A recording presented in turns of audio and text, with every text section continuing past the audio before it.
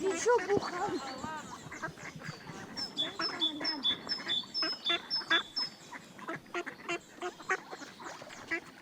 Блин, это не дает. Все, подожди.